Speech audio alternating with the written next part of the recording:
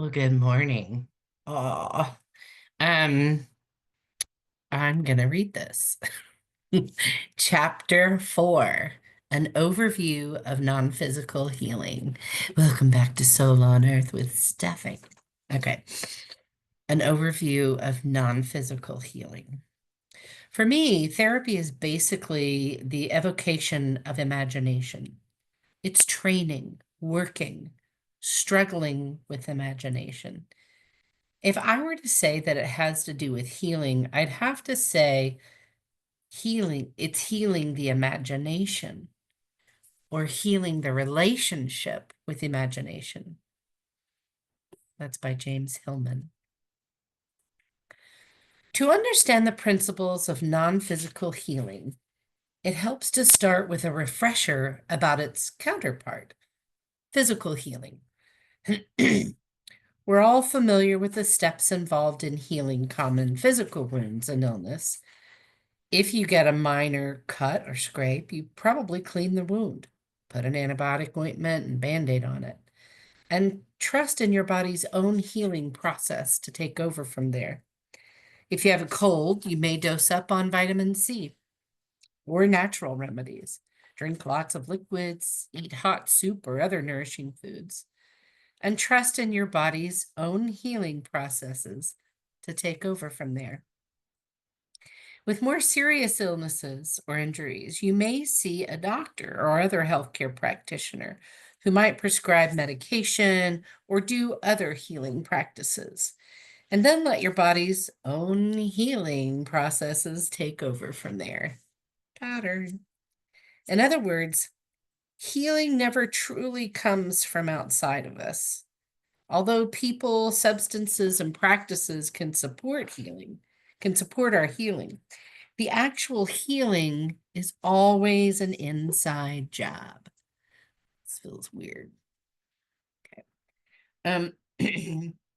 Even severe physical wounds will eventually heal their own.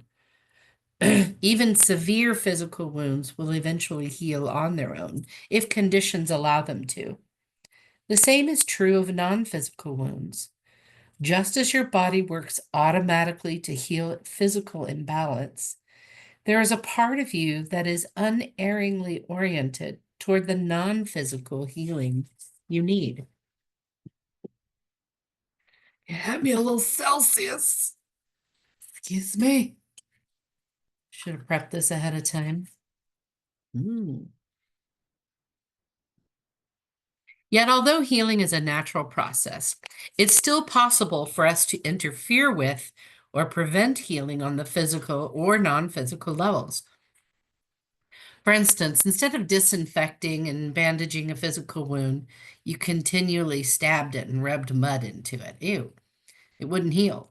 In fact, it would get worse. Many of us do just that with our non-physical wounds. If you encounter a non-physical place of pain inside yourself and respond with love and compassion, you put a psychic bandage over the wound to help it heal.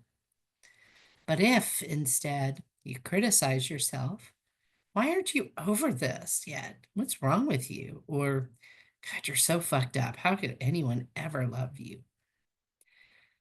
You block yourself from healing and deepen the wound.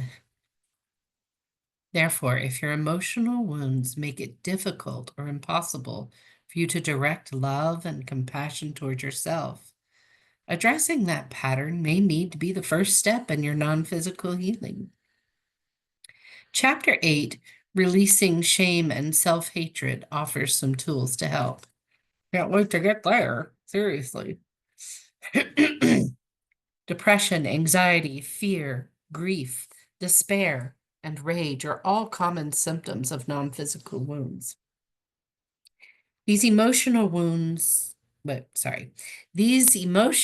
emerge from circumstance in which we perceive that, These emotions emerge from circumstance in which we perceive that we did not receive what we wanted, needed, or deserved, or did receive these things we didn't want, need, or deserve.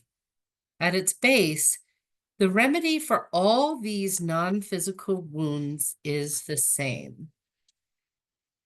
We must learn to self-administer what we truly need in all circumstances. Whoa. The ultimate adaptogenic medicine for what ails us. Contact, understanding, love, and compassion. As the Dalai Lama says, love and compassion are necessities, not luxuries. Oh, wow. Love and compassion for myself? You've got to be kidding. I'm my own worst enemy, many people tell me. Self-hatred and self-rejection are widespread in contemporary Western culture. Yet this is a relatively recent and localized phenomenon. For many thousands of years, individuated consciousness led people to turn against those they perceived as other, not against themselves. Which is why Christ advised us to love thy neighbor as thyself. If self-hatred had been as rampant in Christ's time as it is now, he might as well told us, love thyself as thy neighbor. Well, I know that's true, as I find myself having to do with many of my clients. Of course, hating oneself or hating one's neighbor are simply two sides of a single coin, the coin of the illusion of separation. I have heard that on one of the Dalai Lama's first Western speaking tours, someone in the audience asked about how to work with self-hatred. Apparently, the translator struggled mightily to communicate the question. Even once he understood the words, the Dalai Lama was baffled. How can the self hate the self? He finally asked. It is unnatural for the self to hate the self, yet many of us are currently trapped in this unnatural state. Fortunately, it is possible to transform this pattern and shift from a posture of self-rejection and negation into one of self-acceptance, affirmation, and love. The tools and practices in this book will show you how. Our individuated consciousness has turned on us, creating a poisonous inner climate in which non-physical healing cannot occur. The truth is, non-physical wounds like depression, anxiety, and self-hatred are every bit as real as physical injury. Just as a broken leg or a metastasized cancer have physical structures, painful emotional states have non-physical structures. Forms that exist within non-physical reality that can be altered when we work with them, non-physically. Okay. I have to read that again. Just as a broken leg or a metastasized cancer have physical structures, painful emotional states have non-physical structures. Forms that exist within non-physical reality that can be altered when we work with them non-physically. Most of us are very familiar with our ability to impact physical matter, yet few of us know that non-physical matter is just as amenable to change.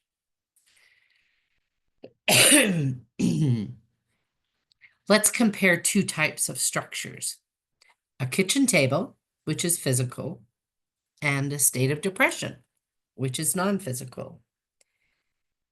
We know that we could either change the physical form of the table or our relationship to it if we choose. We could alter the table in various ways: clean it, paint it, strip and refinish it, put it up on coasters to make it higher, or chop off a portion of the legs to make it lower. If we don't want the table in our kitchen, we could move it into a different room. If we no longer want it at all, we could chop it into pieces and use it as firewood. Take it to the dump, sell it, or give it away. Since we have been taught all our lives to interact with physical matter, we know that these and many other options are available to us. We're not likely to say, it's my table, it's in my kitchen, so I'm stuck with it. I'll just have to live with it for the rest of my life. Yet this is exactly what many of us believe about our depression. Whoa, light bulb. Wow. In fact, we have essentially the same options available to us with our depression or with other non-physical matter as with the table. There are many non-physical means by which we can alter, dismantle, shift, transmute, or release our emotional states. And these processes are just as real, just as effective as any action we could take with physical matter in the physical world. Okay, I just have to unpack this. So using the kitchen table, I mean, how many times, who has a table that they've had since they were a little kid? Do you still have your little kid tea set? No, because it was either sold or given to a thrift store or thrown out, right? How many tables have I gone through in my apartment? Oh my God. Wow. Wow. Wow. And of course, I move furniture all the time.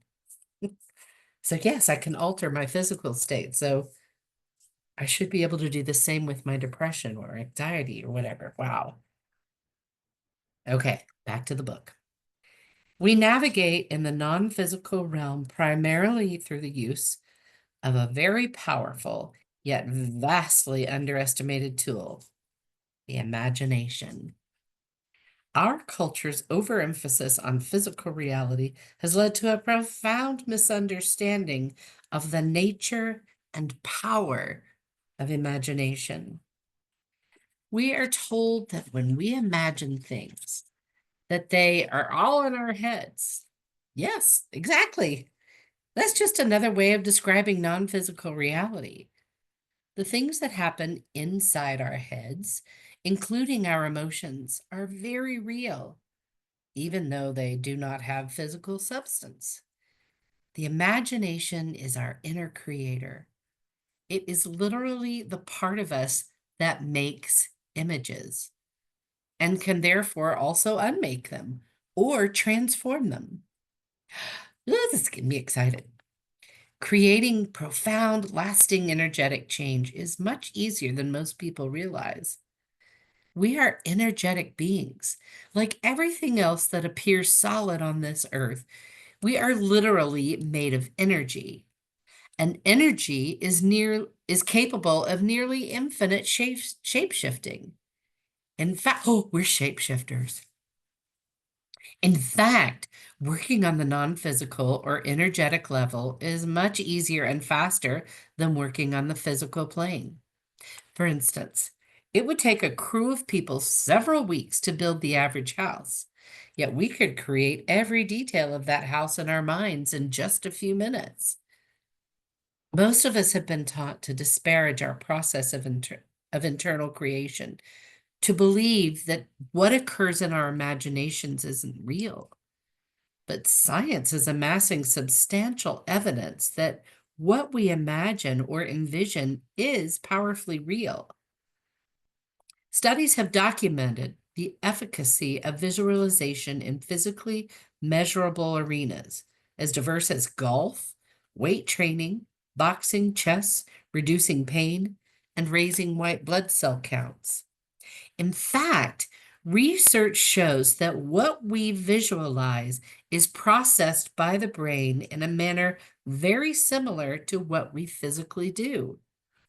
For instance, one exercise psychologist compared people who actually went to the gym with people who stayed home and carried out virtual workouts in their heads, and found that the participants who simply sat on their couches and imagined lifting weights increased muscle strength by nearly half as much as the participants who physically lifted those weights. Girl, I could be a couch weightlifter. Clearly, then, the imagination is a powerful tool for bringing about change, even on the physical level. And it's even more effective for shifting non physical states of being. Okay, I'm getting excited. Are y'all? Since they do not have physical matter, our emotional wounds cannot be physically tended the way that we would tend a stab wound or a broken leg. We cannot take our emotional hearts to the gym and teach them to bench press, but we can increase their muscle strength and transform and heal them in many other ways using non physical tools. What we imagine actually shifts structures in non physical reality, both inside and outside of ourselves. If a non physical belief, memory, or emotion causes us a problem, we can imagine transforming or releasing it, therefore, making it happen. Why then is it so hard for most of us to change our emotional states? A major reason is simply that we don't know we can. We live in a culture we live in a culture in which this crucial knowledge has been discounted and lost. But even more significantly, we are hindered in changing our non-physical matter because we tend to confuse it with ourselves. It's far easier for us to get rid of or alter our kitchen tables because we are so much less likely to confuse them with ourselves. I don't get that. But even more significantly, we are hindered in changing our non-physical matter because we tend to confuse it with ourselves. So if I get rid of depression, I'm getting rid of myself. Is that what that means? It's far easier for us to get rid of our altar kitchen tables because we are so much less likely to confuse them with ourselves. There are a number of steps involved in becoming able to work effectively with our non-physical or internal matter. First, we must acknowledge that it exists. Okay, so I'm acknowledging, okay, that the depression exists. Again, the comparison with physical reality is useful. For instance, I'm currently resting my elbows on a table. If I tried to pretend that the table didn't exist, I couldn't use it. Nor could I move, break, burn, paint, or give it away. In the same way, pretending that our emotional pain or depression does not exist or is not real renders us unable to work with it. In order to be able to impact our internal states, we must acknowledge their realness while also remembering that they are immutable and impermanent. Okay. While also remembering that they are mutable, changeable, right? And impermanent. So I may feel anxious or depressed right now, but that could change. It's not forever. Meaning I'm not my depression. Maybe yeah, okay. Next, we must be able to distinguish our non-physical matter from ourselves. Meditation and other practices that involve the development of an inner witness are useful in large part because they help us realize that we are not our emotional states. Hallelujah. Say it again. We are not our emotional states. A crucial step in becoming able to transform or release those states. Seth, the guide channeled by Jane Roberts, has some very funny things to say on this point. You don't confuse the bacon and eggs you ate this morning with yourself, he quipped once. even though it's currently passing through you. So why would you confuse your state of sadness with yourself? Once we understand that our emotional states and non-physical structures, time to wake up. Okay, here we go. Once we understand that our emotional states and non-physical structures are both real and not us, we can inquire into them with interest and curiosity, exploring them without identifying them. Once we understand that our emotional states and non-physical structures are both real and not us, we can inquire into them with interest and curiosity, exploring them without identifying with them. Okay. So basically, without them consuming us, right? Without the states consuming us. It's possible to walk through the rooms of our psyches just as we might walk through the rooms of a physical dwelling. Noticing what's there and what changes, we might, okay, it's possible to walk through the rooms of our psyches just as we might walk through the rooms of a physical dwelling, noticing what's there and what changes we might wish to make. Many of the emotional states we experience and the beliefs and imprints we carry can be shifted with surprising ease. Other aspects of what we experience as self are more foundational. In other words, because we have built a great deal of what we believe to be ourselves on top of them, they are more difficult to change. Still, although it is expensive and time-consuming to replace the foundation of a physical house, it can be done. And the most foundational structures of our psyches and personalities be changed too. Okay, it can be done, and the most foundational structures of our psyches and personalities be changed too. They can be changed because in truth, they are not us. Though it can take time and effort and courage to shift our sense of identity to our deeper selves. The Pathwork, a body of over 250 psychospiritual lectures, offers many insights and tools to help with the process of inner change. Here's an excerpt I've found helpful. Understanding and initiating non-physical change. No real growth and happiness can exist unless a change in the personality takes place. Do not say change does not exist. The universe and everything in it changes constantly, is constantly in flux.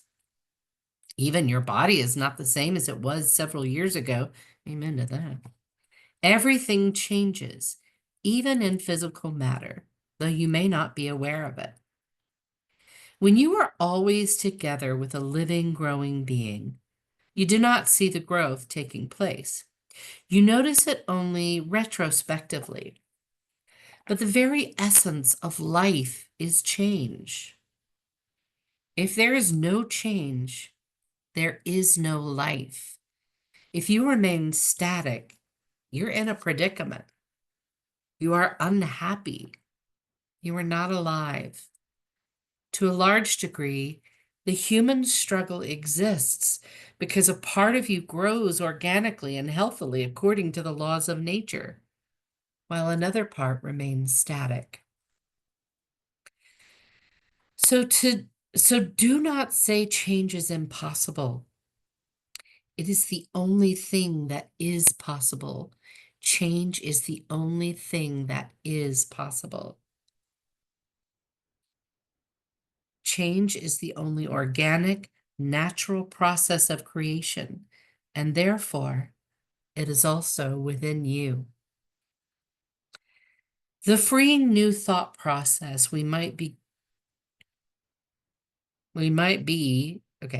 the freeing new thought process might be To begin with, I do not want to stay in this position. There are powers within me that make it possible for me to change and to feel good and secure about the change. I do deserve it. This change is my birthright, which I claim. I decide, wish, request, desire, and intend to make the following change. And I ask for the assistance of all of the compassionate and loving forces in the universe in doing so. Even if some part of you still resists while you say these words, if your innermost will pronounces these words strongly and decisively without covering up or denying the negative will, but meeting it head on, a new power will be created by the force of intent within your thought. Only too often you wait for change to take place without deciding on a new thought process about the issue in question. It is the thought that you must change first. In thought lies the intent. This intent can then seep deeper and deeper into the still resisting layers of your consciousness. And that way, the process takes place on the outermost and innermost levels. On the outermost, by the volitional thoughts you issue forth. On the innermost, by the divine power you mobilize when you meditate for this specific help. In this way, you cannot fail to inactivate the power of the old negative force field and create a new force field that will bring you into ever-increasing fulfillment, meaningful life, joy, peace, and love. So the meta that we do. Okay, I'm going to read that thing again with more intention. I do not want to stay in this position. There are powers within me that make it possible for me to change and to feel good and secure about the change. I do deserve it. This change is my birthright, which I claim. I decide, wish, request, desire, and intend to make the following change. And I ask for the assistance of all of the compassionate and loving forces in the universe in doing so. This Pathwork excerpt covers a lot of bases. It affirms our power to change our internal states, explains that such a change is both natural and necessary, and provides some specific wording useful for initiating deep change. Throughout this book, we'll explore many more ways to shift, transform, or release our states. Wow, Ruth. Well, in chapter 1, I described the painful cross-country journey with Jim, during which I first became aware of a voice or belief inside me that told me that I should not exist. I don't know how exactly this belief got lodged in me, but I suspect it may have something to do with the circumstances of my conception and birth. My mother became pregnant with me accidentally when she was only 17. My father was 19 and a pre-med student in college. His parents were horrified at the thought of him marrying and having a child so young, and pressured my mother to get an abortion. Although my teenage parents defied their parents' wishes, married, and chose to bring me into this world, I imagine that they too must have felt some conflict and fear about my existence. When I was born, my mother was terribly unprepared to care for me. Neither she nor my father even realized that babies needed to be burped. I got so colic and cried constantly. Not knowing what to do, my mother sat beside my crib and cried too. Because infants and fetuses are highly psychically permeable, completely aware of their parents' feelings, and prone to experiencing those feelings as their own. It's easy to see how these circumstances could have led me to that. I should not exist. Could have led me to believe that I should not exist.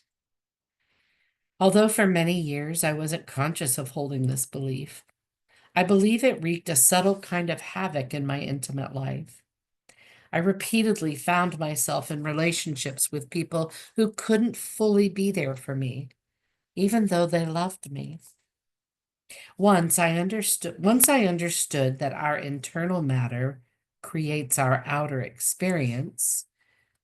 Okay, our internal matter creates our outer experience. I realized that this pattern both emerged from and perpetuated the idea that I should not exist. So early in my shamanic study, I was very excited when I realized that I could change or release this disbelief. Sometimes it's most effective to move a negative belief out of our inner being, the same way we might move an object out of our houses. To read that again. Sometimes it's most effective to move a negative belief out of our inner being, the same way we might move an object out of our houses. At other times, particularly when the energetic substance of the belief is diffuse,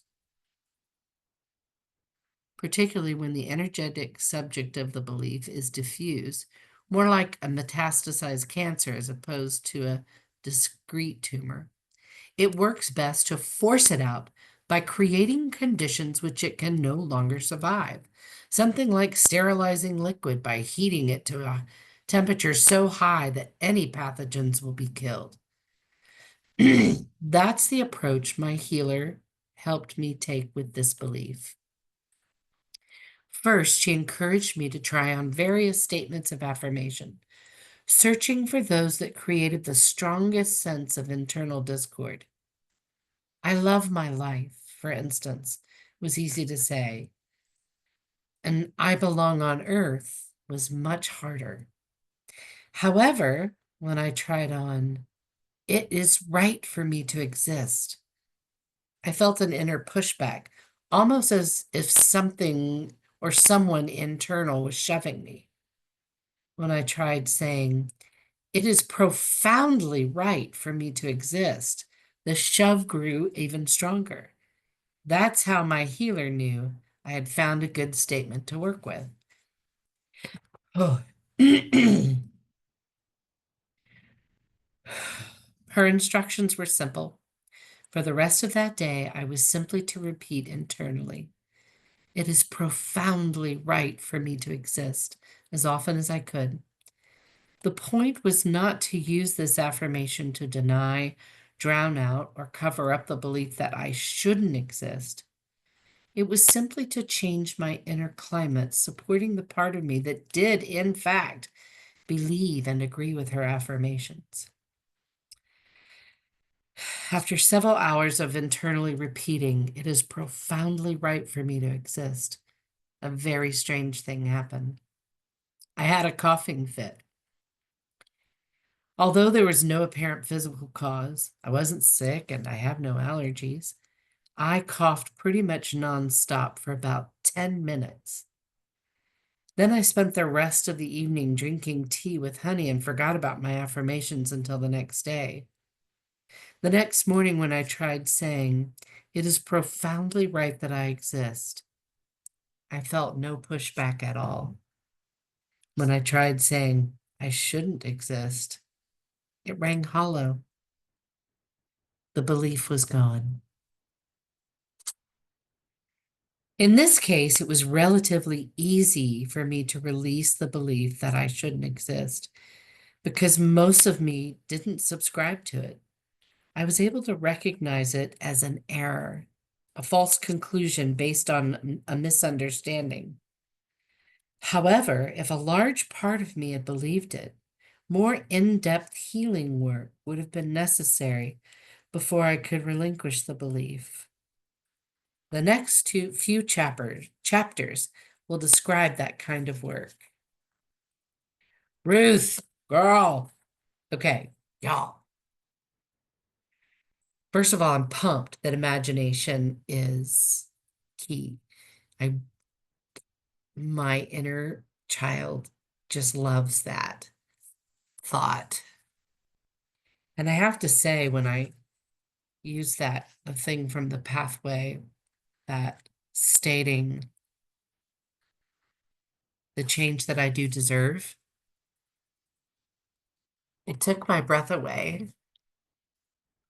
There's such fear surrounding letting go of things